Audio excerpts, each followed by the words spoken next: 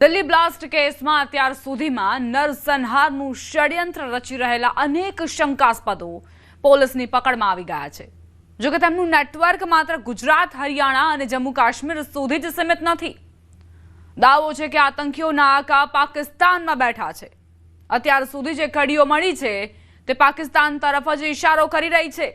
એટલે હવે પાકિસ્તાનને પણ ડર સતાવી રહ્યો છે કે ભારત ઓપરેશન સિંદૂર પાર્ટ 2.0 શરૂ કરશે કે કેમ।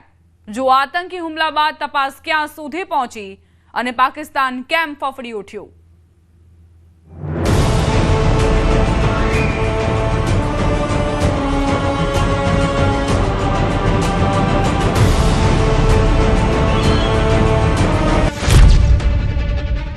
શું ફરી થશે એર સ્ટ્રાઇક?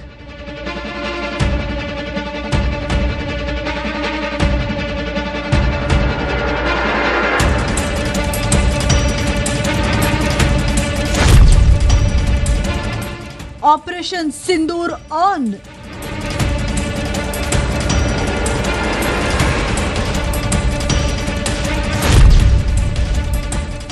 દિલ્હીમાં વિસ્ફોટ, પાકિસ્તાનમાં ફફડાટ।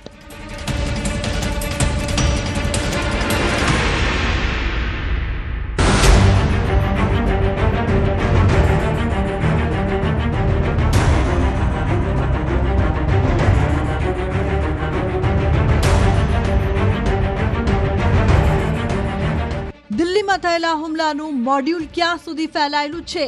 જે ફરીદાબાદ મોડ્યુલનો આમાં ઉપયોગ કરાયો છે તે શું પુલવામા અટેકને દેશની રાજધાનીમાં દોહરાવાયો છે? દરેક ધરપકડ સાથે જૈશનું કનેક્શન પાકિસ્તાન તરફ મોટો ઇશારો કરી રહ્યો છે। વિસ્ફોટ દિલ્હીમાં થયો, પરંતુ પેનિક બટન પાકિસ્તાનમાં દબાયેલું જોવા મળી રહ્યું છે।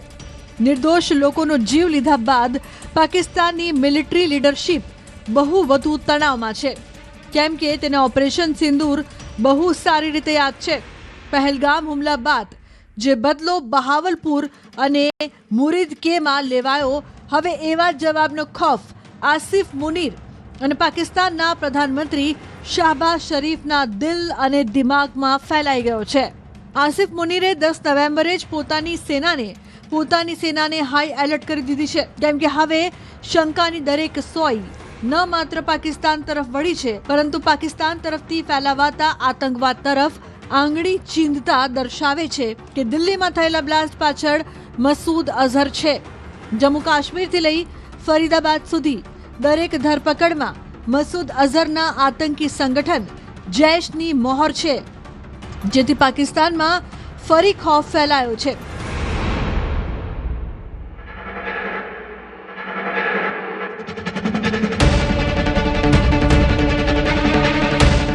શું પાકિસ્તાન વિરુદ્ધ ઓપરેશન સિંદૂર પાર્ટ 2 શરૂ થવાનો છે? પાકિસ્તાને પોતાના દરેક મિલિટરી અડ્ડા અને એરબેઝને એક્ટિવ કરી દીધા છે। F-16, JF-17 અને J-10 જેવા વિમાન પેટ્રોલિંગ માટે સતત ઉડાન ભરી રહ્યા છે। પાકિસ્તાનમાં ડર એ ફેલાયો છે કે ઓપરેશન સિંદૂર વખતે જે પ્રકારે પગલાં લેવાયા હતા, આ વખતે બમણી શક્તિથી હુમલો કરાઈ શકે છે। સૂત્રો તરફથી મળેલી માહિતી કહી રહી છે કે પાકિસ્તાની નેવી, આર્મી અને એરફોર્સ બધાને તૈયાર રહેવા કહેવાયું છે। સેનાના તમામ કમાન્ડરો વચ્ચે સતત મીટિંગ ચાલી રહી છે। પાકિસ્તાની સેન્ટ્રલ કમાન્ડને ભારત સાથે જોડાયેલી બોર્ડર પર નજર રાખવાની સાથે સાથે પોતાના હથિયાર તૈયાર રાખવા માટે કહેવાયું છે। પાકિસ્તાને બોર્ડર નજીક પોતાની એર ડિફેન્સ સિસ્ટમને પણ એક્ટિવ કરી દીધી છે, જેથી કોઈ પણ એર સ્ટ્રાઇકને કાઉન્ટર કરાઈ શકે। 10 નવેમ્બરે જ્યારે દિલ્હીમાં વિસ્ફોટ થયો અને તેમાં અડધા ડઝનથી વધુ લોકો માર્યા ગયા, ત્યારે પાકિસ્તાની સેના એલર્ટ થઈ ગઈ। પાકિસ્તાનમાં 11 અને 12 નવેમ્બરે નોટમ જાહેર કરી દેવાયું, એટલે કે નોટિસ ટુ એરમેન।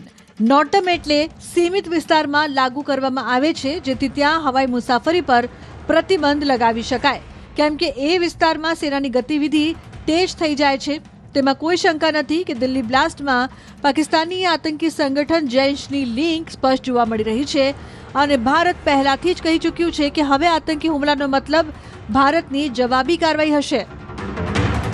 એ જ કારણ છે કે પાકિસ્તાને પહેલગામ હુમલા બાદ થયેલા ઓપરેશન સિંદૂરના પાર્ટ 2નો ખૌફ બહુ ડરાવી રહ્યો છે। આ વર્ષે એપ્રિલમાં પહેલગામ હુમલા બાદ ભારતે પાકિસ્તાનમાં હવાઈ હુમલા કર્યા હતા, તેના કેટલાય એરબેઝ તબાહ કરી દેવાયા હતા. મસૂદ અઝહરના પરિવારનો ખાત્મો બોલાવી દેવાયો, જ્યારે લશ્કર ચીફ હાફિઝ સઈદના હેડક્વાર્ટર પર પણ બ્રહ્મોસ્ત્ર મિસાઇલ પર હુમલો કરવામાં આવ્યો. એટલે પાકિસ્તાનની મિલિટરી અને સિવિલ લીડરશિપ બંનેને ખબર છે કે આ વખતે ન માત્ર તેના આતંકવાદનો મૂળમાંથી નાશ કરાશે, પરંતુ તેને ઓર્ડર આપનારા કમાન્ડ હેડક્વાર્ટરને પણ માટીમાં ભેળવી દેવાશે.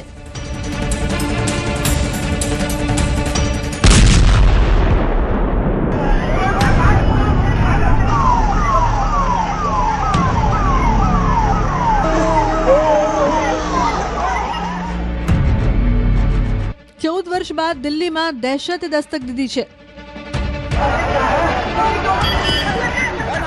અને તે પણ આતંકના લેટેસ્ટ હાઈટેક અને સૌથી ભયાનક અંદાજમાં.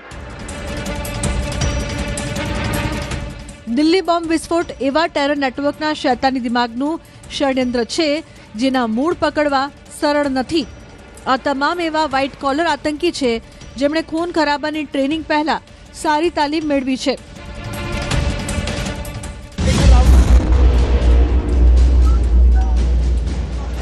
નામી વ્યવસાય સાથે જોડાયેલા છે.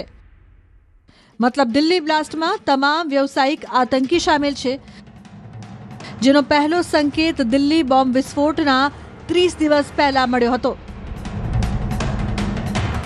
19 ઓક્ટોબર 2025, બુનપોરા નવગામ, શ્રીનગર, જમ્મુ કાશ્મીર.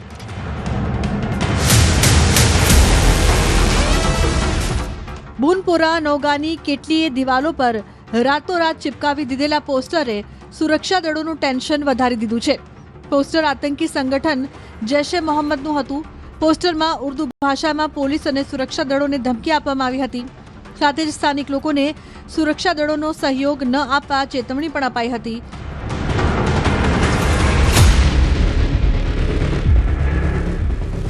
પોલીસની સતર્કતાથી દેશના દુશ્મનોના કાયરતાપૂર્ણ હરકત કેમેરામાં કેદ થઈ ગઈ. જેવી સુરક્ષા દળોની નજર આતંકીઓના પોસ્ટ પર પડી, એક્શન શરૂ થઈ. આતંકી પોસ્ટર ચિપકાવનારા 7 લોકોને પોલીસે સકંજામાં લઈ લીધા.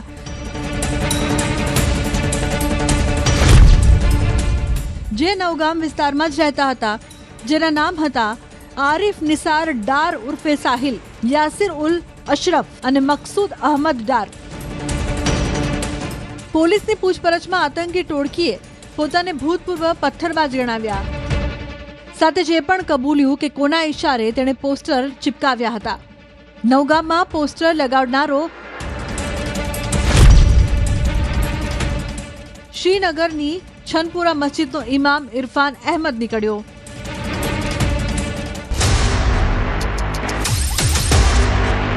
મૌલવીની જ્યારે કડકાઈથી પૂછપરછ કરવામાં આવી તો તેણે ડોક્ટર આદિલનું નામ કબૂલ્યું.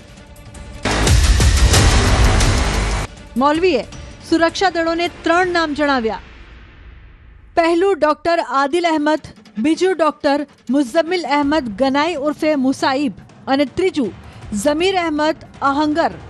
જે બાદ આદિલને ઝડપી લેવાયો. આદિલની પૂછપરછ દરમિયાન તેણે કબૂલ્યું કે તેની પાસે AK-56 રાઇફલ છે, જે તેણે અનંતનાગની ગવર્મેન્ટ મેડિકલ કોલેજના લોકરમાંથી છુપાવી છે. પોલીસે એ રાઇફલ જપ્ત કરી હતી. આદિલની પૂછપરછમાં મુઝમ્મિલનું સરનામું મળ્યું. જ્યાં તપાસમાં સામે આવ્યું કે આતંકી મુઝમ્મિલે તો અલ ફલાહ યુનિવર્સિટીમાં વ્હાઇટ કોલર આતંકીઓનું મુખ્યાલય જ બનાવી નાખ્યું હતું. और जिसमें रेड्स के दौरान यहाँ पे लगभग 360 kg के आसपास इन्फ्लेमेबल मटेरियल है, जो कि संभावित अमोनियम नाइट्रेट है. સૂત્રો મુજબ બોમ્બ વિસ્ફોટમાં જે ડ્રાઈવરની ઓળખ ઉમર નબી તરીકે થઈ છે, તેનો જન્મ 24 ફેબ્રુઆરી 1989માં થયો. તે પુલવામાના કોઈલનો વતની હતો. પિતાનું નામ ગુલામ નબી ભટ્ટ અને માતાનું નામ शमीमा बानो है. स्पॉट पे हूँ जहाँ पे ये उनका घर है डॉक्टर उमर का, और यहाँ पे हालांकि उनके बाकी रिश्तेदार रहते हैं। 2 भाइयों को फिलहाल पुलिस ने डिटेन किया, मदर को पुलिस ने डिटेन किया। तरीके से उमर का नाम आया है, डॉक्टर उमर का नाम, वो कोयल पुलवामा के रहने वाले हैं और बताया जा रहा है कि जीएमसी श्रीनगर से उन्होंने MBBS किया और पहले यहाँ पे वो काम करते थे और उसके बाद जो है वो बाहर फरीदाबाद में गए और वहाँ पे वो काफ़ी देर तक रहे हैं।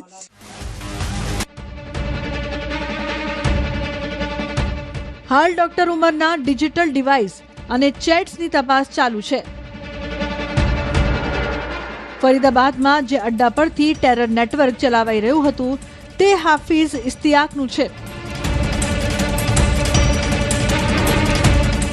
પોલીસે હાફિઝ ઇશ્તિયાકની પણ અટકાયત કરી છે અને તેની પૂછપરછ ચાલુ છે।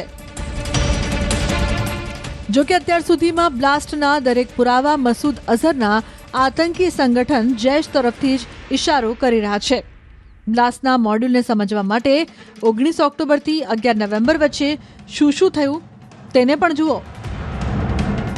19 ઓક્ટોબરે પુલવામાના નવગામમાં પોસ્ટર લાગ્યા। 6 નવેમ્બરે ઉત્તર પ્રદેશના સહારનપુરથી આદિલની ધરપકડ કરાઈ। 10 નવેમ્બરથી સવારે હરિયાણાના ફરીદાબાદથી વિસ્ફોટક મળ્યા। 10 નવેમ્બરે જ મુઝમ્મિલની ધરપકડ કરાઈ અને 10 નવેમ્બરથી સાંજે દિલ્હીમાં આતંકી હુમલો થયો।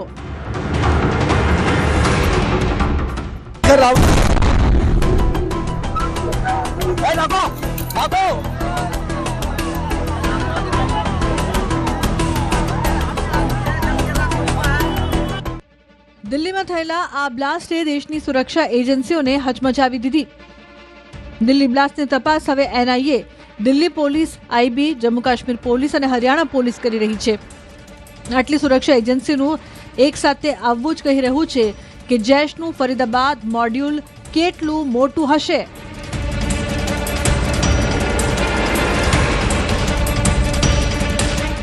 જે કારમાં બ્લાસ્ટ થયો તે કારની છેલ્લી કલાકોમાં મૂવમેન્ટ શું રહી એ સમજવું પણ જરૂરી છે, કેમ કે વિસ્ફોટ માટે જે પણ તૈયારી થઈ તે આ જ કલાકોમાં થઈ હોઈ શકે છે।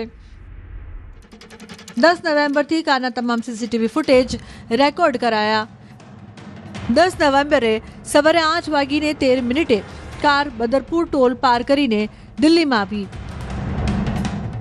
8:20 તે ઓખલા ઇન્ડસ્ટ્રીયલ વિસ્તારમાં જોવા મળી।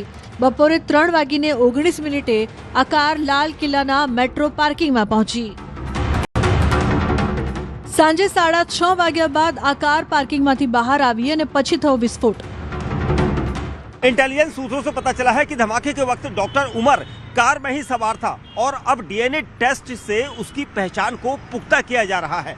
फरीदाबाद से लेकर लाल किले तक इस गाड़ी की हर मूवमेंट को बहुत गौर से देखा जा रहा है, क्योंकि आखिरी कुछ घंटों में इस गाड़ी की लोकेशन बहुत अहम जानकारी दे सकती है।